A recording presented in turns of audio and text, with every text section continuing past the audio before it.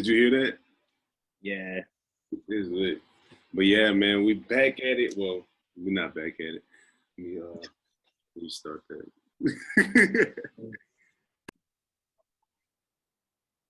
What's good, y'all, man? Y'all ready to put in some work, man? Let's get it, man. First podcast, me and my boy Christian Marshall here. Got Elgin Woodside here, right here. Christian Marshall right there. My brother. Yes, sir. Yes, sir. Podcast, man. First episode. You excited, brother?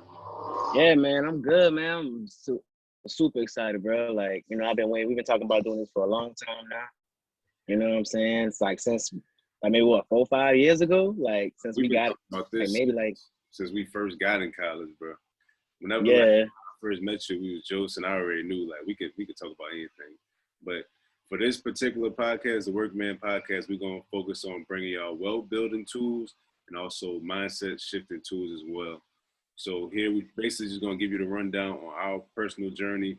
Me and Christian, I'm going to speak for myself, but I don't want to speak for him. But I'm not perfect, bro. I done made a whole bunch of mistakes. I know I done failed at things, and life is just a growing process. So I'm not about to sit here and act like, I'm the greatest thing since sliced bread, but no. Like, I'm just a man trying to give you more tools and, build myself in the process as well. So I'm going to let Christian go ahead and give his introduction too. Yeah, man. What it do, people? Blessed and beautiful day. Christian Marshall, like you said.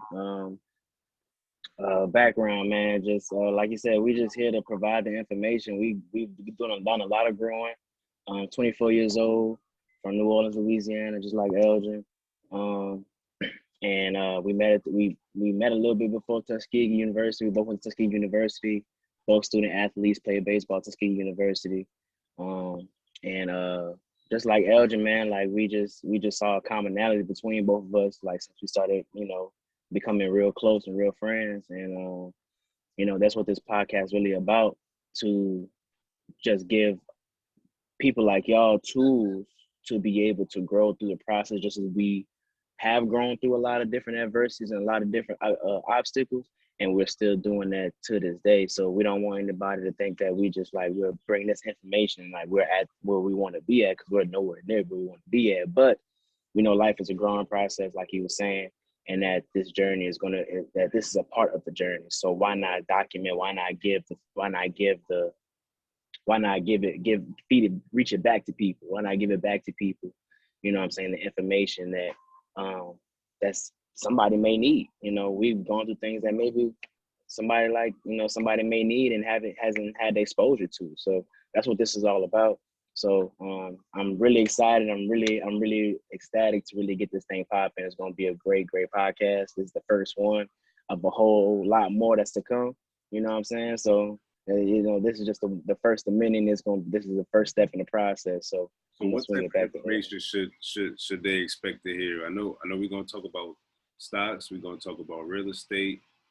We're going to talk about general mindset, things to improve your frame of mind, your paradigm shift, get you out of that consumer mentality, become a producer. What else, man? Work ethic. That's the main thing. Put in that work.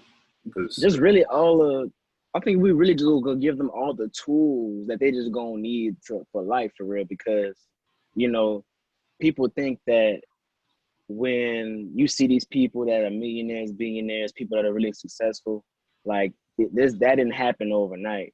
So there's a base that has to come from. There's a foundation that has to come from. You know what I'm saying? It starts off with the work ethic and the consistency.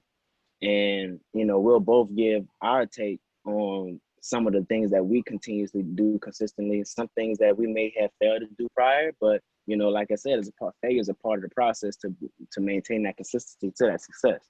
You see what I'm saying? So they can really just expect a whole plethora of different things that they can apply to their daily life, I feel like, because this is not going to be like a singular,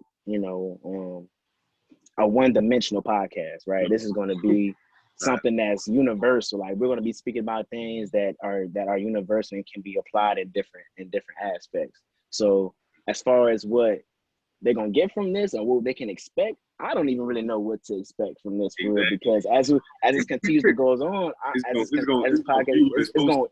gonna do what it's gonna be what it's supposed to be. It is what it is, and it's gonna be. Exactly. Exactly. Yeah, you can't go wrong with that, bro. Because I feel like when you try to, be too focused or too narrow, then you miss a lot of things. You got a lot of blind spots when you do that. But when you allow it to be flexible and adaptable, that's when you start hitting all the little nicks and crannies that everybody really need, bro. Yeah, exactly. So I'm excited. So, yeah, I'm super excited, bro. Been wanting to do this for a long time. Your background, bro? So yeah, like I said, 24 years old. Originally from New Orleans, Louisiana, by way of Little Rock, Arkansas. Let's see, I grew up playing baseball. That's the only sport I've played. So, and that's my life. That's my life game. That's my passion. Still is my passion. Played in college at Tuskegee University, D2 Division II school with Elgin here. I was a pitcher. I was a utility player. So this podcast is going to be a representation of how versatile we were, not only on the field, but off the field too. Let's see, graduated in 2019 with my mechanical engineering degree, magna cum laude. So yeah, big ups to that. That was a good accomplishment. And now I'm currently living in Los Angeles, California, working as a quality engineer for Raytheon Technologies, which is an aerospace company. And I'm also an investor, also a trader. So I'm continuously focusing on trading not only in stock market, but the foreign exchange market and the crypto market. So I'm dabbling in that. I'm also a coach. So I coach a travel ball team called the LA Rockstars. And they are a youth development program that reaches kids pre-high school. So we're talking about maybe earliest is 9 years old, all the way to maybe 14 years old. And we just try to give them exposure in different aspects, and so they can eventually go on and get some type of scholarship, or just go out and get exposure, because a lot of kids, especially when it comes to baseball, man, especially Black kids, like they don't have it's hard to get a whole lot of exposure. So that's what that is based around. I feel like it's hard to get the exposure. Why do you feel like in that community it's hard to get the exposure? I think it's mainly due to resources. So, especially with inner city kids, like myself, baseball is an expensive sport. So you need bats, you need gloves, you need balls, you need a whole bunch of equipment to actually be productive and get work. It's not like football, basketball. We can just take the football out, go get some cones, want to do some drills, run some routes. Or in basketball, we can literally be out there hooping by yourself, or literally have a trash can or cones or whatever and just hoop out there by yourself. Like you need resources, and I feel like especially in lower income communities, that's what they lack. And so with the resources comes the exposure, right? You know what I'm saying? When you able to work, you know what I'm saying? When you be able to work and do that on a consistent basis, then eventually the exposure will come.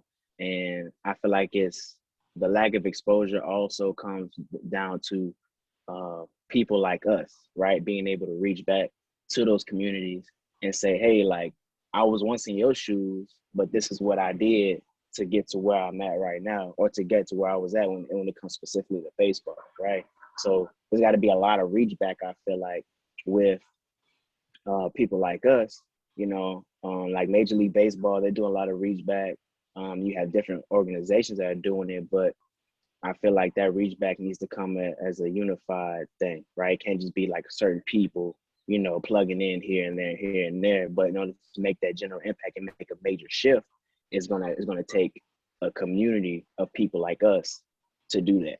You see what I'm saying? That's where the exposure will come. You know what I'm saying? So. Dang, yeah, that's a good point. I think the main, like you said, the main thing is just getting the initial resources to, I guess, get that validity. That way they can say, all right, we got our own set of resources, we got our own way of consistently putting work in, consistently like getting people something to see, because a lot of these communities don't even have parks, or the parks are like run down. They don't have equipment, so it's like it's hard for a scout or anybody to be attracted to go into that area and scout talent, or to even provide to the community, because you don't even see people doing anything in that community with baseball. So yeah, I think the resources makes it difficult. But us as, you know, former college baseball players, I feel like we gotta, like you're doing, you're coaching. Like I help Kyle, and I help other baseball players when I have time. And it's just good to give back that knowledge, give back those resources. That way it can just keep recirculating. So. Yeah, that's a fact, man. That's very important, man. Like, and that's not just in sports, but I feel like period. You know what I'm saying? Like, us just people, if like for us, HBCUs, let's take HBCUs, for example, right?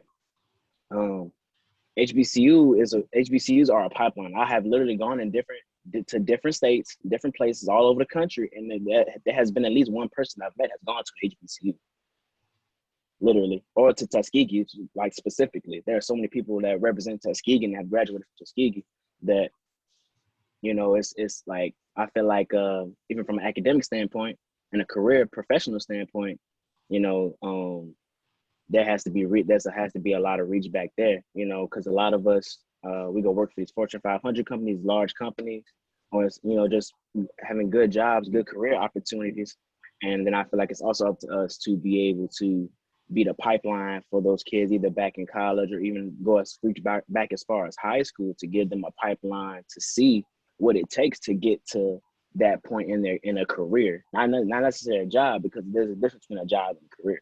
Mm-hmm. So, you know, we want to make sure we emphasize, like, this is not, you know, just something that you just doing to make money. Like, this is a career. This is you building a skill set, you know, throughout your entire professional career. You see what I'm saying? So I feel like that's be reached back there. It's like a gap there. It's like we realize it now because we done been through the process. But when we were in the shoes, like playing baseball, doing all this, we were not thinking this way. So it's like, how do we do a better job of instilling that mindset early? That way, when they get out of school, it's not like, oh man, like this is what life really is, like, you know. Right.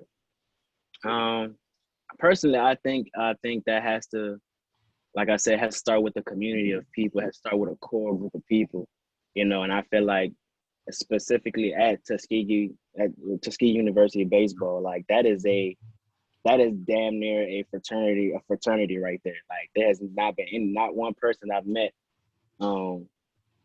that has gone to Tuskegee and played baseball and is not doing something productive, right? Whether it's doing creative stuff like photography, right? Whether you're in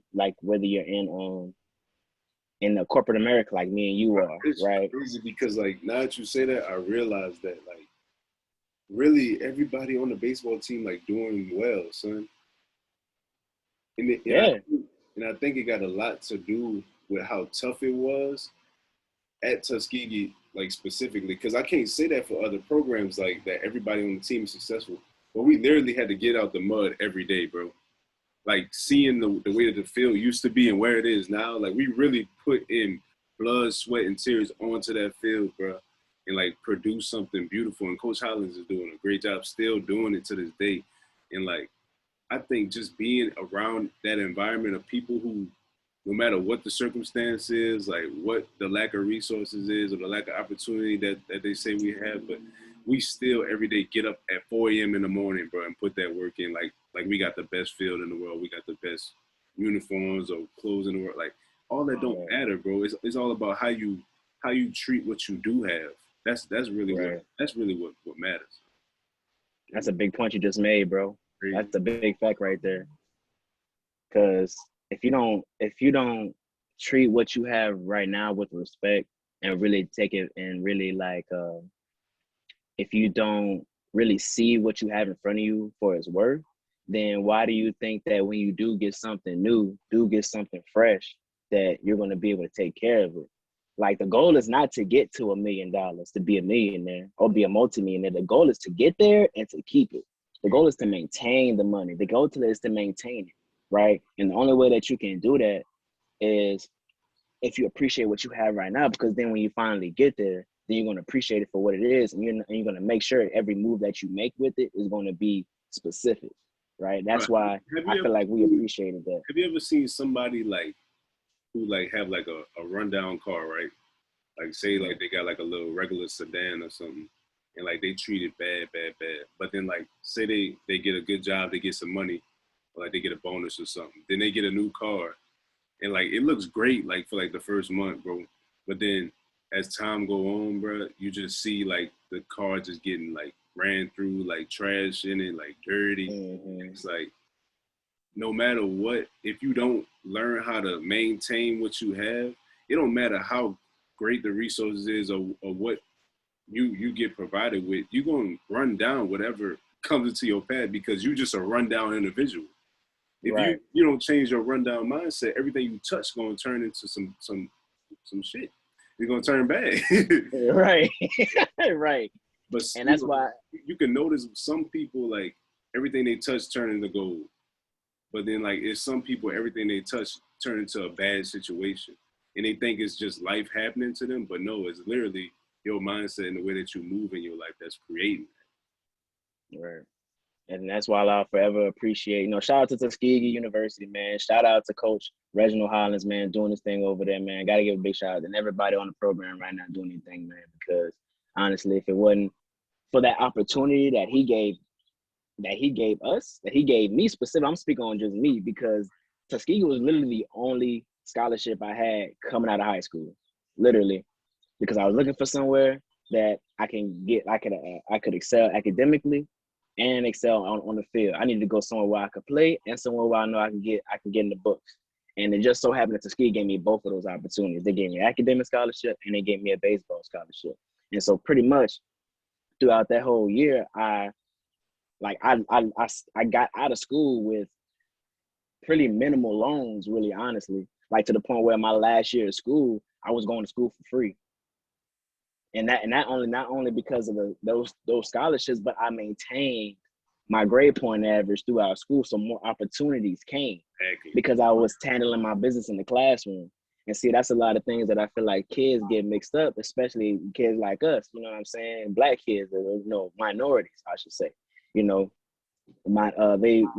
focus is on the sport itself, but we also got to focus like on the business outside of just the sport, because eventually that well's going to run dry at any level, whether it's middle school, whether it's high school.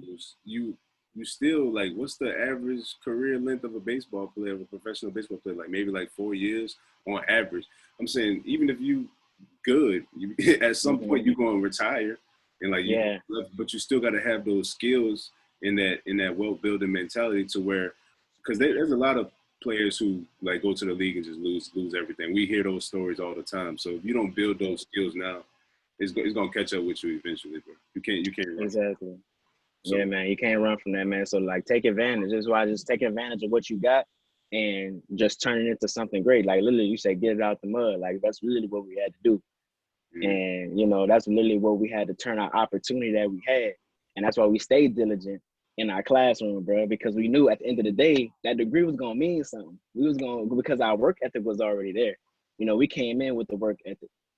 You know what I'm saying? So having that work ethic, it just translated to not just on the field, but into the classroom, because we had the mindset already, and we were aware of what the limitless opportunities could happen if we just stayed diligent in what we were doing on and off the field.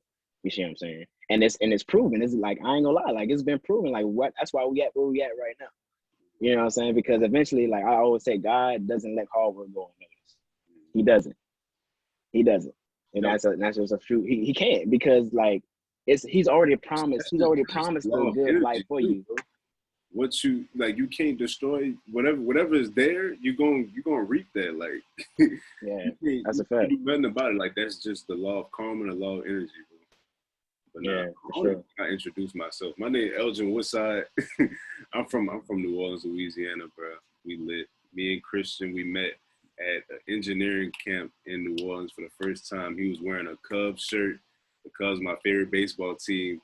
And ever since then, bro, we just been best friends, bro. Like, it's just some moments in your life you just know. Like when I first saw him and he had the color shirt on, I was like, yeah, we're gonna be cool. Yeah. Yeah, I also played college baseball at Tuskegee. Me and Christian was roommates our freshman year. I was a catcher, second baseman, shortstop, third baseman. I play outfield. I don't think I played outfield. Nah, I don't think they put you in outfield. You played the entire infield though. Yeah. Yeah, I played everything, bro, and I had a blast playing for Tuskegee. Played all 4 years. Also a mechanical engineer. Graduated magna cum laude. Yeah, man. So and now I'm working at a chemical plant out here in Louisiana as a mechanical engineer. It's a great gig. I love it. New challenges every day. So now I'm a entrepreneur and also an engineer. I invest in real estate, invest in stocks, cryptocurrency, and I also do some consulting work. I'm working on building my personal brand. If you want to follow me on Instagram, it's Elgin Woodside _ and building my community up. Got a text message community, slowly building my personal brand, posting more content, getting myself out there more. Just trying to provide as much value as I can to you guys. I wanna be one of those people, like when he dies, like people just walking up at the funeral, like literally saying like, I can't even put into words like how much value he provided. And I want to leave that behind. That's why we're documenting our process now. That way you can look back at this and now you're like, dang, like look at the growth. And I want to inspire. That's why, that's like my passion in life, just to inspire people to be the best version of themselves and reach their max potential. That's if you want to know me, that's me right there. That's the tagline right there. That's it right there. Yeah. So like talk about that, bro. Like real quick, like, we both professionals, we're both engineers, right? Mm-hmm. And just talk about, I think it'd be interesting for people to understand, like, as a minority, specifically being an African American man in the workplace, in the STEM field, like if people like being in that field, being in that STEM field, people don't know that 3%, only 3% of people in the professional STEM field are Black, and then only, I thought it was 1%. Yeah, I think it was 3% because I remember the article they posted about us. I know it's very low. Yeah, it's a very low percentage. It's a very low percentage, and I believe of that 3%, 1% is male. Yeah. Oh, so it's mainly female. Yeah. I can believe that because Black women are like the most educated group of people in the world. Shout out to the Black queens out there. Shout out to them. They have most degrees out of any like demographic, and that's amazing, bro. Because our women are so strong. I ain't gonna lie. Bro, I love them. It's like just true queens for real, son. They queens, man. I mean, all women. But yeah, man. Like talk about that though, especially it's like from a professional standpoint in your career. What it kind of really takes on a day-to-day basis as far as just the mindset going into the workplace every day. On top of you having that, going into these, you mentioned a lot of stuff that you were involved in, right? Like what type of mindset does it take to manage all that, right? Let's just talk about that for a second. So basically, when you wake up in the morning, you gotta be ready. You gotta be ready for anything. You gotta be ready for uncomfortable situations, uncomfortable conversations. You gotta be ready to present yourself in a respectful manner, respect other people as well. Be a great team player when you're going to work, because nobody wants to work with somebody that they dislike. We all got somebody in the back of our head that we just do not like doing projects with, or we do not like having correspondence with them. And you don't want to be that person when the phone rings. It's like, oh, here you go again. You feel me? So the mindset you got to walk into it with is like, I'm going into, I don't want to make it sound bad, but like I'm going into war. Like I got to prepare myself, be mentally stable, be mentally ready to hold these conversations with these people. So that's the way I look at it, bro. Like I'm going to war every day. Every day in life is a war. So you gotta present yourself and be ready for all situations.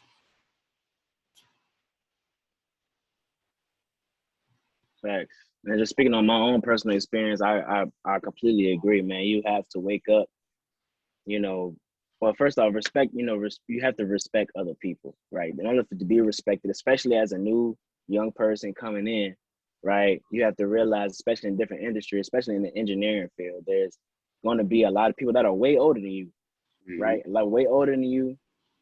But I feel like once you establish the fact that you not only know what you're talking about, and you have to also establish that respect, so you have to create that line, because some people, even if when they're older in a different position, right, they feel like there's some type of authority that comes with that. But I feel like you have to also know to draw that line and say, hey, like, I'm human just like you human. There's something that I can learn from you just like there's something that you can learn from me. So as long as you establish that type of paradigm, right, within the workplace, I feel like then, like you said, the law, how energy works, right? As long as you establish that energy every day, then it's going to naturally flow throughout the workplace. And that's what I've always focused on, just being able to consistently ask questions, because guess what? You have to realize that people know that people know that you know. So, and you're in a new position. So you have to be able to ask those questions, because no question is really a dumb question. People can try to say that, but that's really what it is. Like, there's no question it's a dumb question because you don't know. So being able to ask those questions, being able to receive it, right? You have to be able to receive criticism. That's going to be the biggest thing too. Being able to receive criticism from people, critiquing, right? And being able to apply it to your daily work ethic. Yeah, because you have to be able to receive criticism, because you literally have a sit down with whoever your supervisor is, and it's a performance evaluation. So they're going to tell you what they need out of you and what you can improve on. They're also going to tell you good things too, but you got to be willing to take in those negative, well, not really negative things, because anything that involves growth is not negative. That's a growing opportunity for you. That's an opportunity. So, and I feel like the main thing that you need to focus on when you're at work is executing. People, bro, if I had $1 for every time someone said that they was gonna do something and it just didn't happen, like, you're just in a meeting and then people talking to you, they like, yeah, we're gonna do this and we're gonna do that and then we're gonna do this and then we're gonna be good. And then y'all get out the meeting and it's like, so where all that at? Right. Just be that guy. Like, when you say something, people know it's getting done. And I promise you, you will increase your value by 100 times if you do that one simple thing, is just execute on what you said that you was going to do. That's it. Right. And I feel like that's where the respect comes in, especially I know about myself for sure, because every time I say I'm going to do something, somebody gives